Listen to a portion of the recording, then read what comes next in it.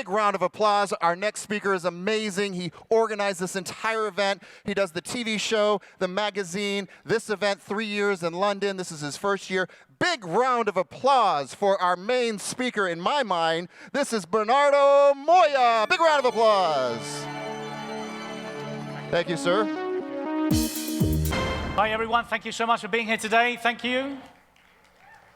Thank you very much. I know it's a difficult time now. It's, what is it, 3 o'clock? Yeah.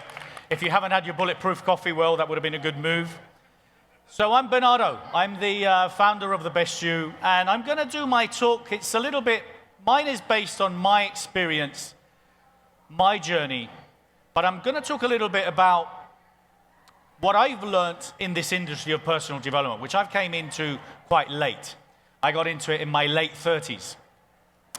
And the bottom line is that I've literally, if I've learned anything with all the books that I've read, or the courses I've attended, or the seminars, or the people that I've interviewed, or the people that I've worked with, is that ultimately it is really down to yourself and to kind of the quality of the questions that you ask yourself.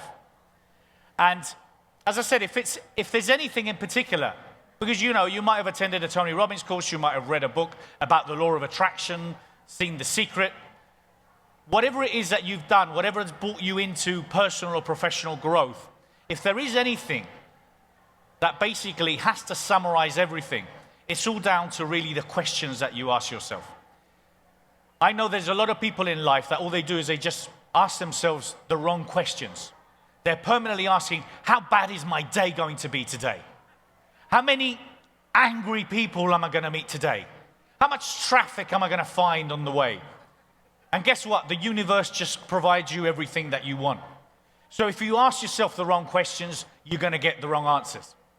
So I came into this industry through NLP, and I'll explain a little bit more about that, neuro-linguistic programming.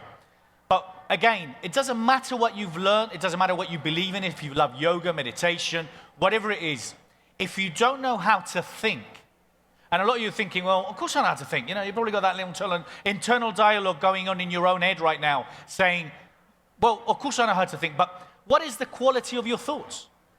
Because, again, if we imagine good, positive things happening, if we believe that anything and everything is possible, guess what? Things will start happening. So, quality in the thinking, quality in what you think, and the quality of your questions. Because again, you can learn everything. You can read all the books, you can attend all the courses, but if you don't think properly, if you don't ask yourself the right questions, you're going to keep on doing the same old things and getting exactly the same results. I've seen a lot, and a lot of people in this industry who have bought hundreds of books, attended thousands of seminars, and they're living still in Groundhog Day. They're still doing the same things they did 5, 10 years ago. And guess what? You can carry on reading books, buying books, but you're going to be in the same place. So, I'll explain a little bit more later why I came up with this whole idea of The Best You and how I came into personal development, which was quite late. It was only like 12 years ago, and I've been in the business for 10 years. And it's safe to say that I'm living a different life.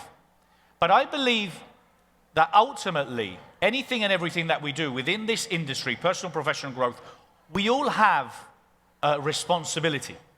So for socially, we have a responsibility personally, we have a responsibility professionally, and globally.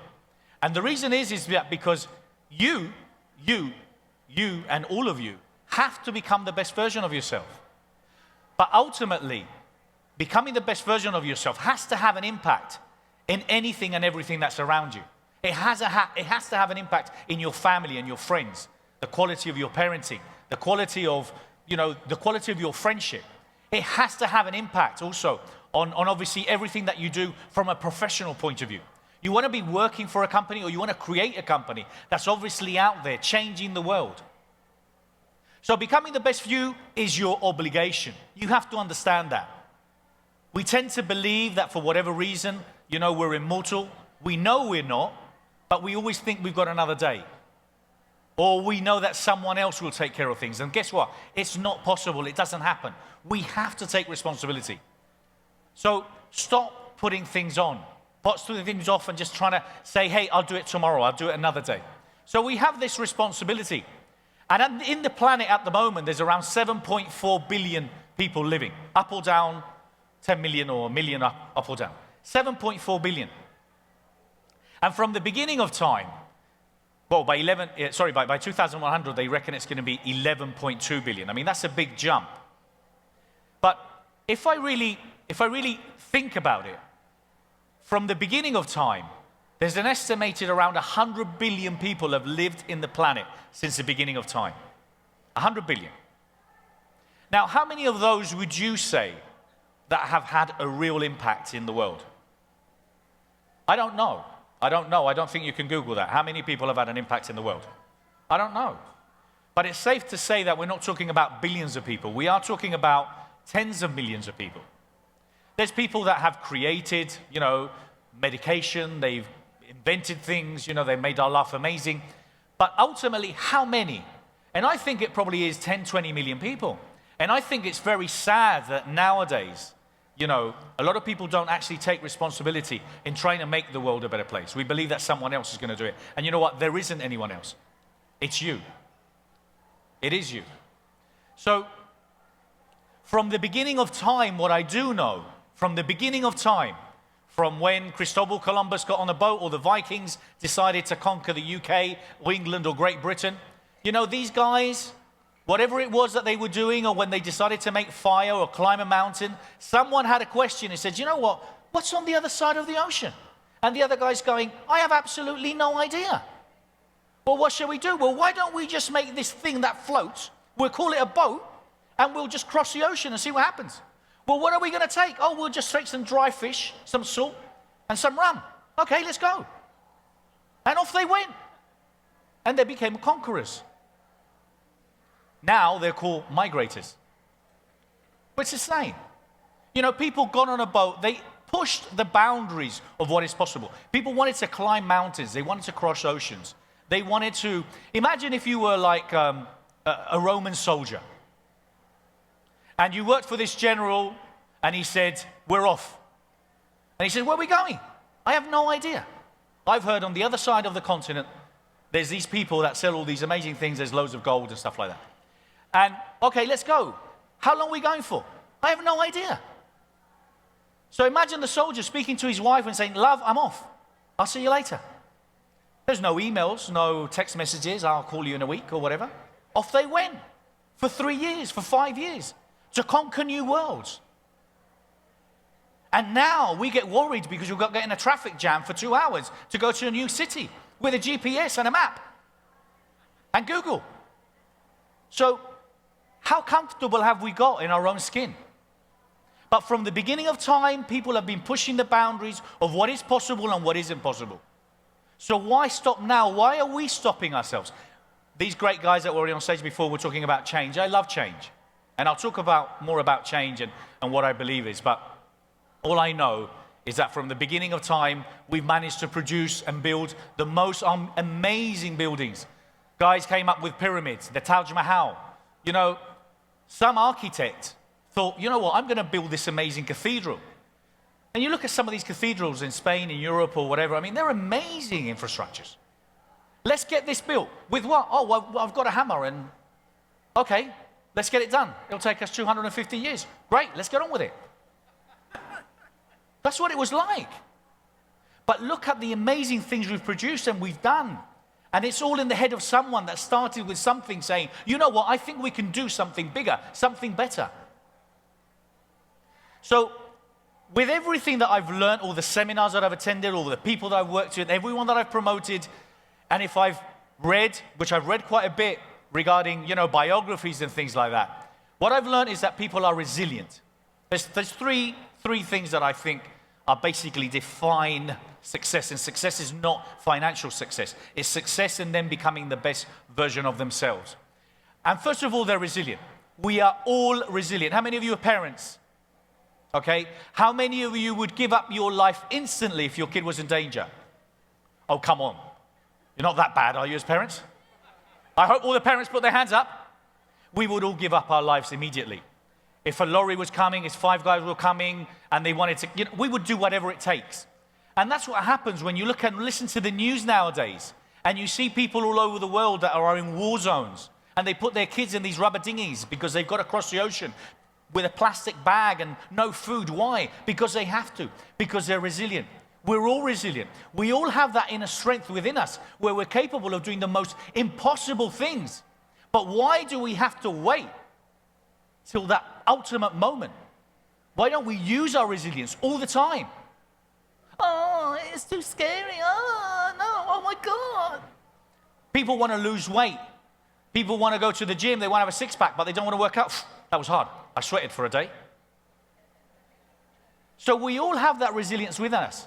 Any and every successful business people, any and every inventor, any and every conqueror, any and every person that's anyone in the world are resilient. They never give up. Never. They welcome change. Oh, that's a scary word for a lot of people. So I call it revolution. Revolution is necessary. We've had industrial revolution. We've had agricultural revolutions. We've had educational revolutions, which is happening now. Informational revolutions. Now, the people at the time, it's like those guys that had horses and Ford said, hey, I'm going to build cars. And everyone's going, this guy's mad. What's wrong with him? And they stuck to their horses. You know, that's where the sentence comes from. And look, were they wrong? Yes. So change is uncomfortable. But the moment you start seeing change as a positive thing, something that's making you grow, allowing you to grow, allowing you to evolve, your life will start changing. So welcome change, my friends. Something that's happening that's bad for you is probably good for you. Out of every adversity comes an equal or greater opportunity. Always think that way. Yes, it sucks. Yes, you don't want to go through pain and aggravation, but there's always some good that comes out of it. So welcome change. Push yourself. Push yourself. What are you here for? To live a comfortable life? To carry on doing the same old crap and expect different results? And the third thing that I've identified is that obviously they keep evolving. Reinvention. So resilience, revolution, reinvention. Guys, when it comes down to our phones, and I've got a slide about that, we're always, oh my God, I've just got notified by Apple, I have to do a software update. Oh my God, let me stop right now. I'm not going to the toilet. I need to download it right now. When it comes down to us, oh no, I'll wait until next week. I can update my software next month. I'll wait a little bit longer. So the bottom line is you have to be prepared to reinvent yourself. Life, and the world is packed with thousands of people, millions of people that have reinvented themselves.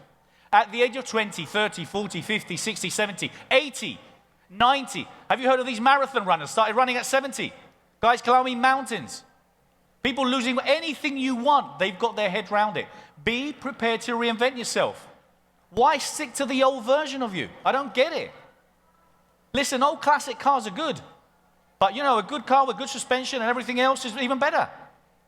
So, you know, be prepared to reinvent yourself. Successful people are prepared to reinvent themselves. So keep evolving. And there's so many stories. As I said, J.K. Rowling, I don't know if some of you might know, but I mean, you know, she got turned down 12 times for Harry Potter. Some very clever publishers out there. Very clever publishers. 12 at least. And she did okay. Tim Ferriss, he got turned down 26 times. The 4-Hour Book. Jack Canfield, Victor Hansen, 140 times. Oh my God. These experts that understand that a guy's good and he's got to share an interesting story. So who gives a damn if you turn down? Who gives a damn if you fail? Who cares? Who are these guys? If you believe in yourself and you're unique, everyone will follow. Reinventing yourself, Ronald Reagan, well, he became president, didn't he? He got into politics at 55. Stan Lee, 45. The guy with all the Marvel productions, Spider-Man, Superman. J.R.R. Tolkien, 62, Lord of the Rings. First book published at 62. Harrison Ford, 35, he became an actor. And it's you know, it's just, I mean, you can just Google it. There's millions of people. Al Jarreau, you know, he started singing at 35. Oprah, oh my God, has she had adversity in her life? I don't have to tell you her story, what she's gone through. Look at her now. Muhammad Ali, who is now a legend, everyone hated because he refused. He stayed with his values. He stayed with his principles. Now he's a legend. Everyone was very fast to criticize him afterwards. So stand your ground, be proud in what you believe in.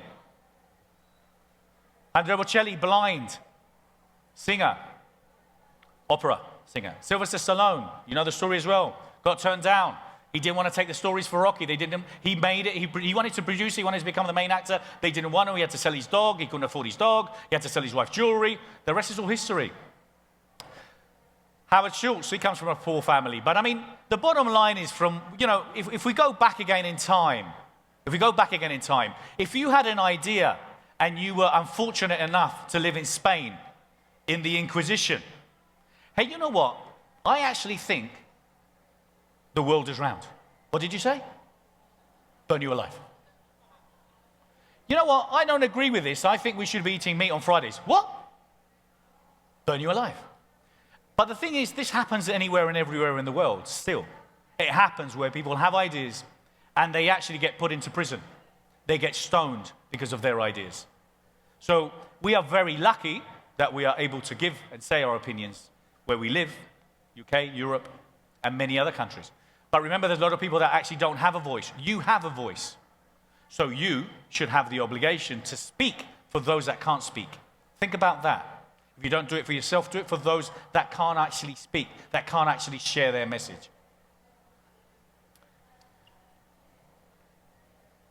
If we think about it, we've been talking about the phones. We have more technology here now on one of these devices than the Apollo 11 had. I mean, I'm not being funny. That was scary. Would you have gotten one of those? Go up to the moon? Hey, let's put loads of fuel behind you and let's like stick it up there. Hey, hopefully you'll get there. Hopefully you'll make it. Yes, a few people have burnt before you, but hey. But look at what we have now.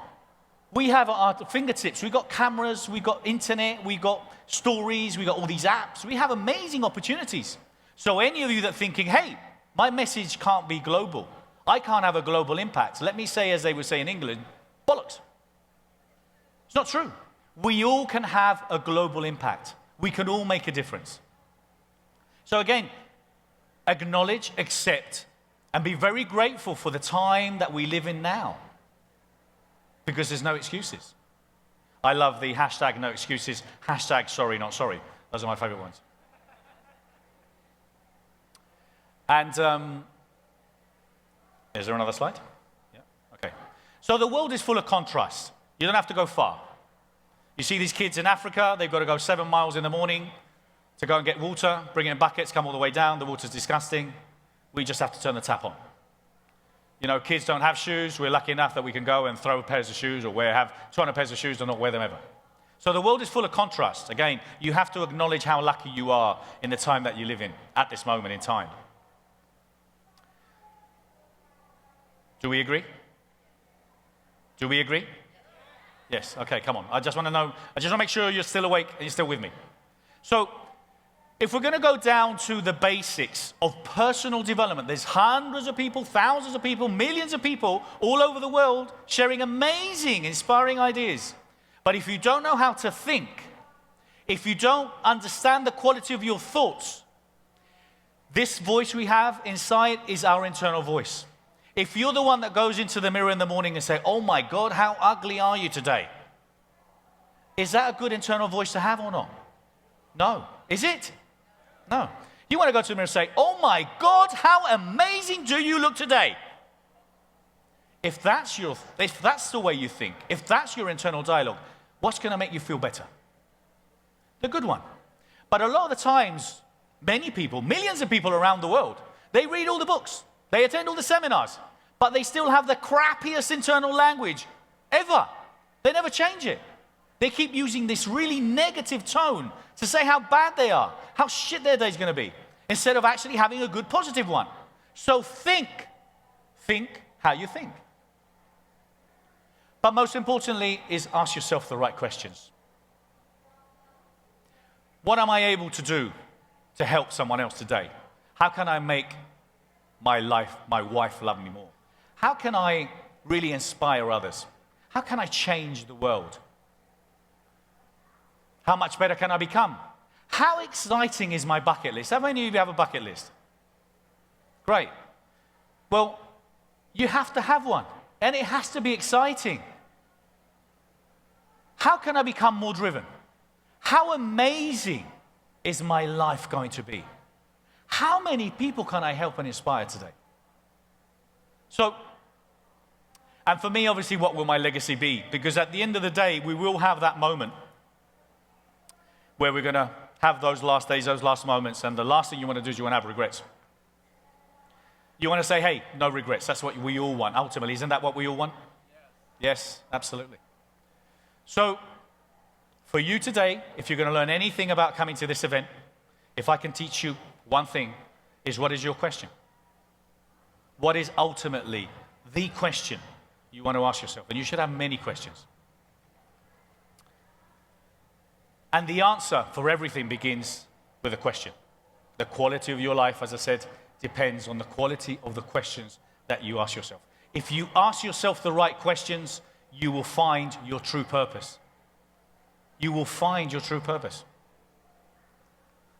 So, the last part of my talk is simply around that. What are you here for? How are you going to make a difference? What will your legacy be? And I believe that ultimately we're all here in life to love, to live, and most importantly, to leave a legacy. And I'm a big fan of Steve Covey. But this last part of my talk is aimed around kind of my story, so you understand kind of how did I get to this? So my life has always been, has been definitely, without a doubt, interesting, challenging, but it's also been very exciting. So I've hit rock bottom many times. I think the first time was probably at the age of 15 when my dad died and my brother was 7. My mum was relatively young, 35, she was a widow. And overnight, I had to become a husband and father, husband to my mum and father to my brother, and take responsibilities I wasn't prepared for. So I suppose that was the first thing. Unfortunately, my grand died 6 months later, so kind of like, my whole world was like really...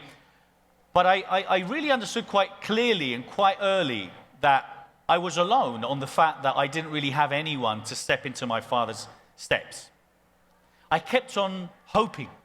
And I think as the years went by and I got into business, I think what really happened is that I started looking for a father figure in my business, when I worked for people.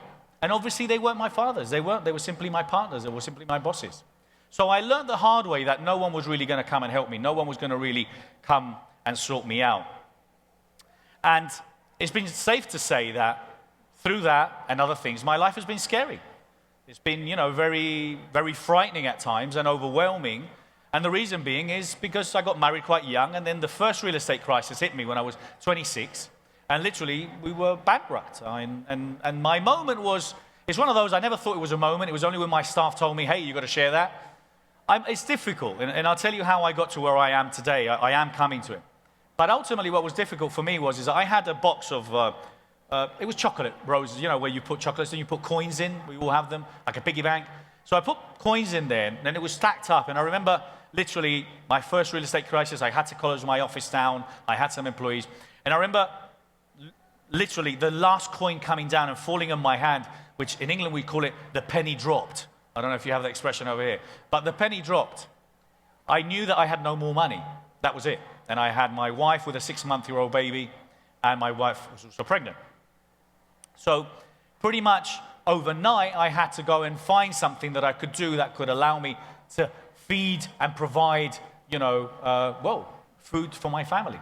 And that's how I got into timeshare, real estate, and I built it all up. And literally within a week, I was making like $1,500, the equivalent of $1,500 a week. So I changed that around quite quickly. But if I look forward, what happened was afterwards is I built it all up. I had a massive portfolio of property. I had very successful real estate, 25 employees. I then started getting into personal development. I used to read, but mainly it was all about selling, marketing. It was when I came across for the first time about NLP, neuro-linguistic programming, Rich Dad, Poor Dad, Robert Kiyosaki, and Sharon Lecter. Those were the first books that brought me into this journey of self-development. And it was that book of NLP that got me interested in NLP, which taught me how to think. But at that time, my real estate was literally going down. It was a big real estate bubble. I refused to acknowledge it. I thought it was going to be okay, but I literally lost everything all over again. It was a lot more challenging then. I'm now in my late 30s. Oh my God, what am I going to do now? I've got the cars, I've got the houses, I've got everything. So trying to start all over again was a little bit more difficult. And I've managed to identify kind of what I'm quite good at. I am quite resilient. I am prepared to reinvent myself. I'm prepared to carry on going. But what literally happened was I lost everything over again. And I was doing this real estate, and I knew it was going down. And I remember doing this, and I thought, you know what? So I attended a seminar, which was a neuro-linguistic programming 7-day licensing course. And I remember at the end of it coming out of that course, and I thought, you know what? This is so inspiring. What these guys do is so amazing. How many of you have attended a seminar that you've seen someone in a workshop and they've just really inspired you? Great. And how many of you thought, you know what, I'd like to do something like that? Well, I was there. So I remember finishing that course and I thought, that's it. I want to do something different. So my parents are Spanish. I was born in London, but my parents are Spanish. I'm Spanish. Soy español. De Málaga. And then I decided to literally start all over again. I thought, I don't have a meaning. What I'm doing doesn't really have a meaning. Selling real estate probably doesn't have a meaning. So who cares if my real estate's going down? Maybe there's a new calling. Maybe there's something different for me to do. I would like to inspire people. So my thought was, could I help people for the Spanish-speaking market? I wanted to become, who knows Paul McKenna? Well, Paul McKenna is an English speaker. He's a very, very, very famous guy. I thought, I'm going to become a Spanish version of Paul McKenna. So I was going to do it for the Spanish-speaking market. So that was it. All of a sudden, I thought, I want to do more. I want to be more. How many of you maybe have done that? How many of you are you there now where you want to do more? You want to be more? How many? Great. Well, I hope all of us would lift our hands up. There's a lot of people that can't lift their hands up. They're tired. I get it. But we should all want to do more. So if I fast forward everything, what literally happened is my real estate went down, closed it down. I did my training. I became a master practitioner, trainer.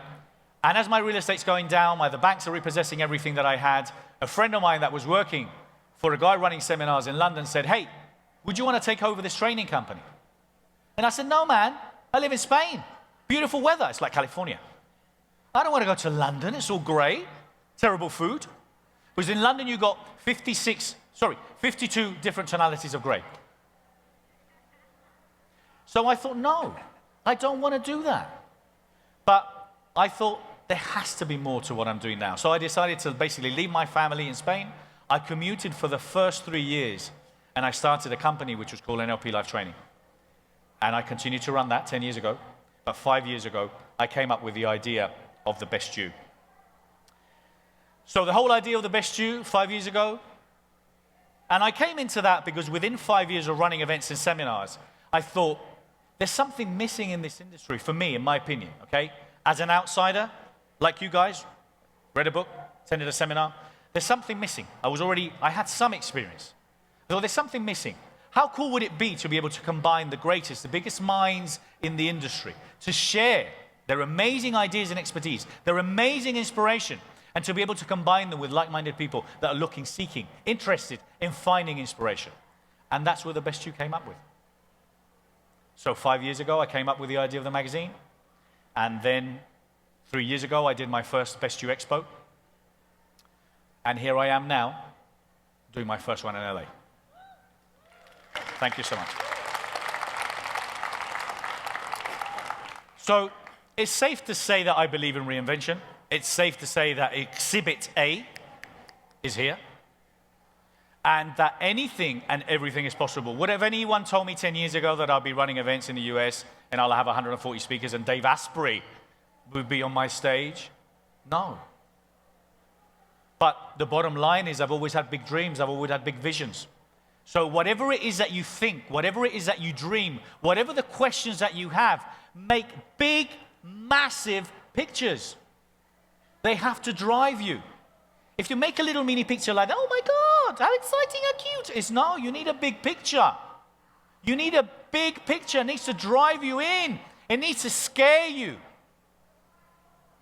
It needs to scare you. But what I have come across, I've come across three, because I've obviously worked with a few people now. I've interviewed hundreds of people. I've promoted hundreds of people around the world. And there's ultimately some great people. There's some great people in the industry. I've worked with a lot. But I've also come across a lot of people that unfortunately, I believe, should read their own books. They should, okay? I come from a place where, you know what, I was sitting in the room, I have read the book, I've attended the course, but I'm also a promoter. And I've been doing that first for 5, 10 years now. So I am used to dealing with a lot of egos. I'm used to dealing with a lot of people that aren't congruent with their message. They talk about happiness, and they're the angriest people I've met in my life. I've met a lot of people that all they do is they simply copy other people. They're not unique. They're not congruent with their message. And let me say, there are hundreds and thousands of amazing people, but there's a lot of people that aren't congruent with their message. And it's not right. So if I'm trying to do anything with this industry that we're in, it's to try and make it credible. It's to try and make it that people that are here, people that are involved, and sometimes we might get it wrong, are in it for the right reasons. I will not work with everyone.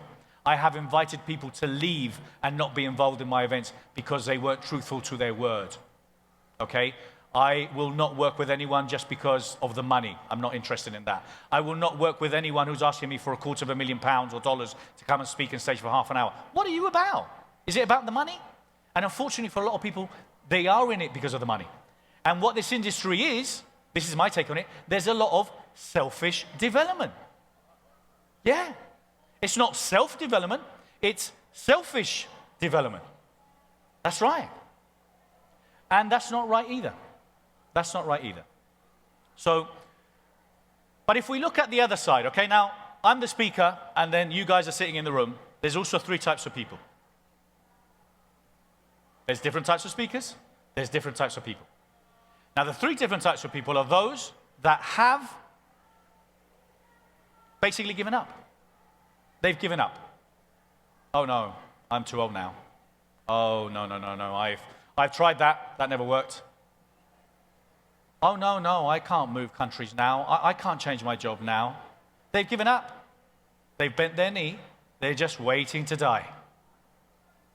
Sad, sad people. Sad people. And that's not great. It's actually very sad to have many people that have given up. How many of you know people like that?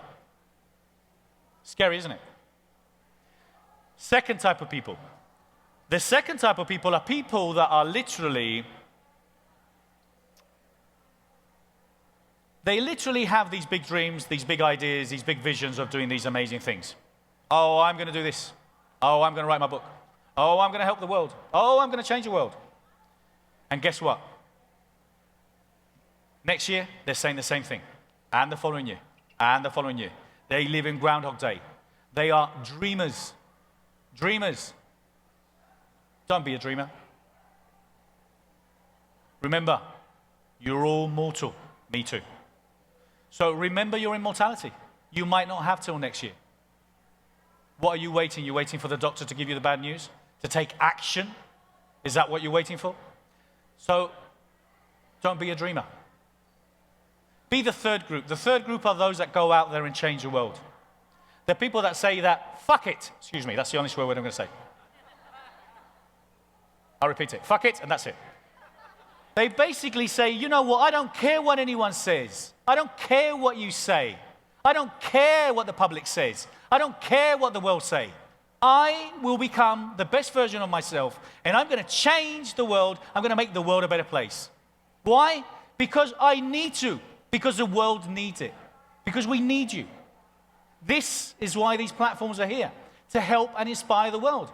People in this industry, people that are experts in business, we hold the flag, entrepreneurship. We hold the flag of change. We need to change the world. And we can do that. But we need leaders. We need people to come up, stand up, and make it happen.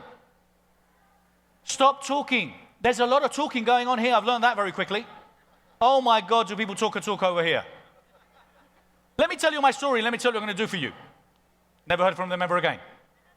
Hundreds of them. Please don't be storytellers. Be doer. Speak less, do more. So, out of those three, which one would you want to be? Would you want to be the ones that's changing the world? Yes? Yes. Please, come on. The lazy ones as well. Lift your hand up, will you? At least do this, yeah? Oh my God. So a book that I read recently, which has really impacted me, which I would highly recommend, is Brené Brown, Braving the Wilderness. You read it? No, you should. Brené Brown, Braving the Wilderness. There's a section in the book where she's talking metaphorically about being alone. And it's funny because I came with my version. And the way I try to get inspired, I normally get inspired is when I walk. I go and have a walk if I need to think about something or want to write something. I have a walk and I come up with ideas. And I remember I came up with this thing which was very similar to what she was saying, which is about standing alone. And what I mean by this is that I would rather stand alone than be surrounded by people that are negative towards me. I would rather stand alone than be with people that don't believe that anything and everything is possible. I would rather be alone, but be true to my values, true to what I believe in, than listen to bullshit and crap from people. I would rather be alone, but happy. So don't be afraid of being alone. Being alone has another way of looking at it, is being a leader. Leadership can be like that. It can be a lonely place. Entrepreneurship can be a lonely place. Do you know how many times I woken up in the middle of the night, 3 or 4 in the morning? Oh my God, Bernardo, what the hell are you doing now? I've just run an event in London with 12,500 people, this same event, 12,500 people. We had 180 speakers. I did this 6 weeks ago. What am I doing? Why do I keep pushing? Because we have to. You have to push those limiting beliefs. You have to push your boundaries. And who cares if you fail? You know, people are very quick to criticize. Why? They're quick to criticize because they're watching Netflix and they're on Twitter criticizing other people. Who gives a shit about those people? Get up and do it yourself. Anyone that comes and criticizes me, I will listen. I'll take it all. Bring it on. Bring it on. Are you ready now for my feedback? And I give it back to them, boy. Because honesty is a good thing. When people ask me for my honest opinion, I always ask them, I ask them twice. Give me your opinion. I say, hold on a minute. Do you want my honest opinion? You want my fake opinion? I can bring that on right now. And then they get scared. Whatever I say to you, I'm going to say from a place of love. I'm never come to a place to say, I'm not here to hurt you. I'm not here to upset you. I'm here to tell you the truth. If you want to listen to the truth or you want to have the truth words, I will give you the truth. But please, don't ask for my honest opinion if you don't want me to be honest. So be honest with yourself. That's the first thing. Be honest with yourself. Stop lying to yourself. Stop bullshitting yourself. Just get on with it. Stop finding excuses for why you're not doing things. Stop. Be honest with yourself. So, stand alone. Be ready. And the reason I came up with this whole idea, this crazy idea of the best you, is because I believe, as I said, that we are obliged to become the best version of ourselves. We all have to. You have to, man. Because at the end of your life, you're going to have 2 options as far as your last days. It's that one where basically you decide to carry on doing what you're doing now and please everyone around you because you don't want to upset your family and friends because they think you're mad. Or you've got the other option where you go, you know what, I'm going to do anything and everything I can in my life to know that at the end, even if I failed, I know, or I knew that I tried. That's the version that I would rather live. That's the version that I live by. That's why I came up with the idea of the best you. This is why I put these events together. And Dr. Sylvia Earle, who is from Wyland, well, she supports Wyland Charity. She's an amazing lady. She said to me, well, she said in a talk, we cannot care about or what we do not know about. And ultimately, becoming the best version of yourself will allow you to find your true purpose. And by you finding your true purpose, you're then going to start addressing the issues that we have in the planet. If you've seen, we're supporting the Veterans Path. We're supporting A21 around slavery, global warming, plastic. My brand is about making sure that we help the world become the best world. The best you equals a better world, and you've seen that within the campaigns of what we do. We believe in that. We believe in that. So by you becoming the best version of yourself, will ultimately put you in line to start understanding the things that we need to address in the world. Because, hey, guess what? We can't leave it to the politicians. Have you discovered that by now? No, we can't. I'm apolitical when it comes down to my events, okay? Apolitical. But I will say there's loads of youths running and walking around the US right now. Good for them. Good for them. And it's not about, it simply is about the youth standing up for what they believe in, you know? And I think that's what needs to happen. And we have to become the best version of ourselves so we can then go and make the world a better place. And you cannot care about what you do not know about. And you have two options at the end of your life, which is that one or that one. Go down the route of doing the same old shit and expect something amazing to happen, or just go and push the boundaries of what's possible. But not everyone, not one person can do everything. But everyone can do something. And if we start thinking that way, we can really address anything and everything that the planet, the world, is throwing at us at the moment. So that's my talk. Thank you so much. Thank you.